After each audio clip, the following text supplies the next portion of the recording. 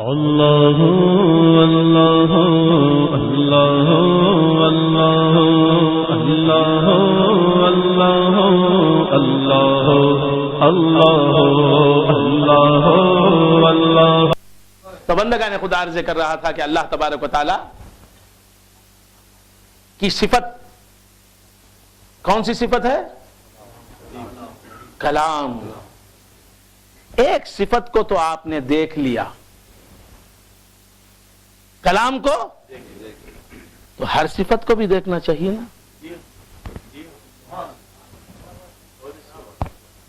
ایک صفت کو پا لیا تو ہر صفت کو بھی پانا ہے نا۔ اللہ تبارک و تعالی سمجھنے کی توفیق عطا فرمائے۔ تو بندگان خدا عرض کر رہا تھا حق تبارک و تعالی کا کلام، اللہ تبارک و تعالی کا کلام سینوں میں کیسے آ گیا؟ سینوں میں کیسے آ گیا؟ زبانوں سے کیسے نکلا؟ ہمارا اللہ کا کلام سینوں میں آ جاتا ہے، زبانوں سے نکلتا ہے، دکھائی دیتا ہے، پڑھا جاتا ہے، پھر قدیم کا قدیم ہے، پھر قدیم کا قدیم ہے۔ تو اس کلام خداوندی کو اگر آپ سمجھ لیں تو ذات خداوندی کی معرفت حاصل ہو سکتی ہے۔ بندگان خدا، سب سے پہلا سورہ جو قرآن مجید میں موجود ہے وہ ہے سورۃ الفاتحہ۔ اس کا نام ہے سورۃ الفاتحہ۔ فاتحہ کے معنی کھولنے والا، کھولنے والا سورہ۔ پورے قرآن مجید میں کوئی سورہ کھولنے والا نہیں۔ ایک ہے سورہ بقرہ، گائے کا سورہ، ایک ہے سورہ آل عمران، آل عمران کا سورہ، ایک ہے سورہ یونس، یونس کا سورہ، ایک ہے سورہ نوح، نوح کا سورہ، ایک ہے سورہ ابراہیم، ابراہیم کا سورہ، ایک ہے سورہ انبیاء، انبیاء کا سورہ، ایک ہے سورہ انسان، ایک ہے سورہ رحمان، رحمان کا سورہ، ایک ہے سورہ نساء، ایک ہے سورہ مائدہ، ایک ہے سورہ بنی اسرائیل، ایک ہے سورہ طٰہٰ، ایک ہے سورہ یاسین، ایک ہے سورہ مدثر، ایک ہے سورہ مزمل۔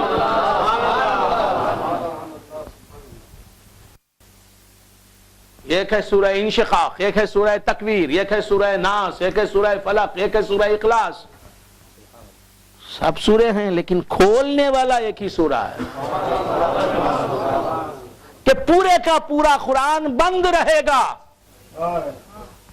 کھلے گا نہیں جب تک کہ سورہ فاتحہ تم نہیں پڑھو۔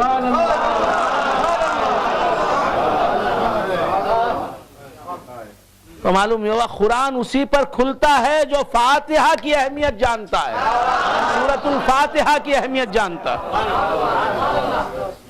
سورۃ الفاتحہ کی اہمیت جو نہیں جانتا، اب روکنے والے نے اسی سے روکا کہ فاتحہ کا نام نہ لو، کیونکہ اگر یہ کھل جاتا ہے تو پورا قرآن کھل جاتا ہے۔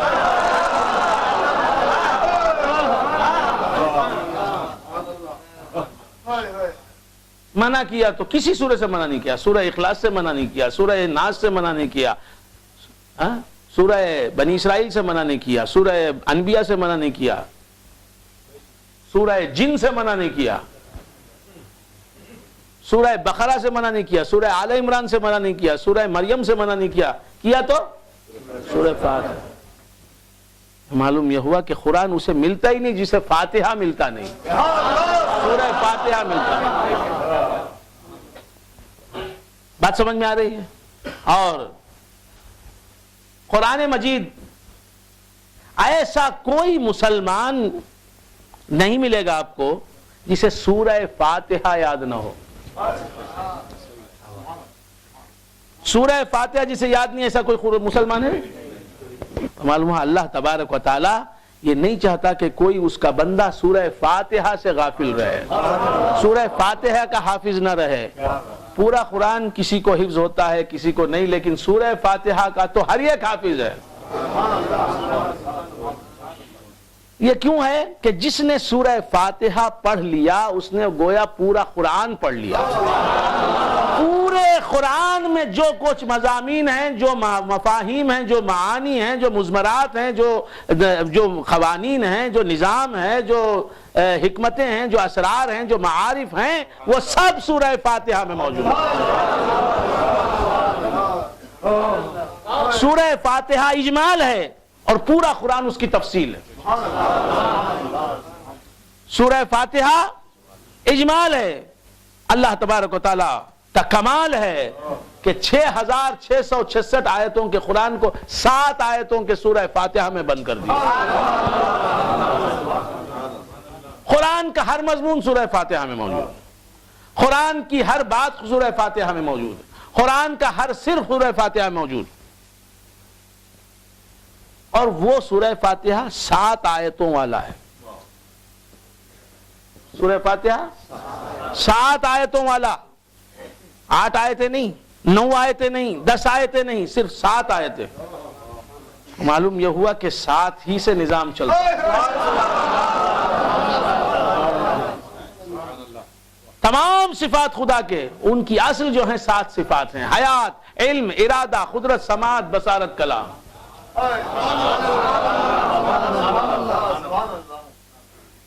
بات سمجھ میں آئی؟ جو مر جاتا ہے اس میں یہ 7 چیزیں نہیں ہوتی. نہ حیات ہوتی ہے، نہ علم ہوتا ہے، نہ ارادہ ہوتا ہے، نہ قدرت، نہ سماعت، نہ بصارت، کلام. یہ مردہ ہے. جس میں یہ 7 صفتیں نہیں ہیں وہ مردہ ہے.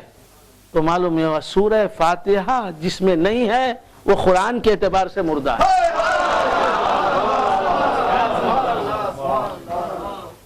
تو بندگان خدا عرض کر رہا تھا، سورہ فاتحہ کھولنے والا سورہ، کھولنے والا قرآن کو کھولے گا تو پورا دین کھلے گا. دین کھلے گا تو خدا نظر آئے گا.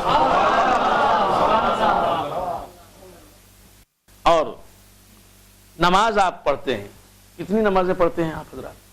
ہر نماز میں سورہ فاتحہ موجود. سورہ فاتحہ کے بغیر آپ کی کوئی نماز ہوتی ہے کیا؟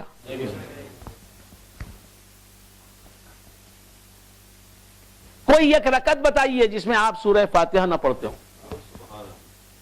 اگر آپ منفرد ہیں، اکیلے نماز پڑھ رہے ہیں، یا امام ہیں، تو کوئی ایسی رکعت ہے آپ کی جس میں سورہ فاتحہ نہ ہو؟ ہے؟ بولیں گے نہیں؟ سر نہیں ہلائے تو مجھے ایسا معلوم ہوتا ہے کہ آپ کو اعتراض ہے. کوئی ہے؟ سورہ فاتحہ کے بغیر کوئی نماز ہے؟ ابھی تو بات دماغ میں نہیں آئی. تو اللہ تعالیٰ کسی رکعت کو سورہ فاتحہ کے بغیر آپ سے قبول کرتا ہی نہیں. تو دوسری صورتیں نہ پڑھ، کوئی بات نہیں، لیکن سورہ فاتحہ تو تجھے پڑھنا چاہیے. بات سمجھ میں آ رہی؟ سورہ فاتحہ تو پڑھنا ہی چاہیے. اور پھر سورہ فاتحہ اگر نہیں ہے تو ایک نماز میں حقیقت میں وہ نماز ہی نہیں ہے. کون سی نماز؟ سورہ فاتحہ جس میں نہیں ہے وہ نماز جنازہ ہے. حقیقت میں وہ نماز نہیں ہے. نماز جنازہ صورتاً تو اسے نماز کہتے ہیں، حقیقت میں وہ نماز نہیں، دعا ہے. وہ میت کے لیے دعا ہے، نماز ہے ہی نہیں.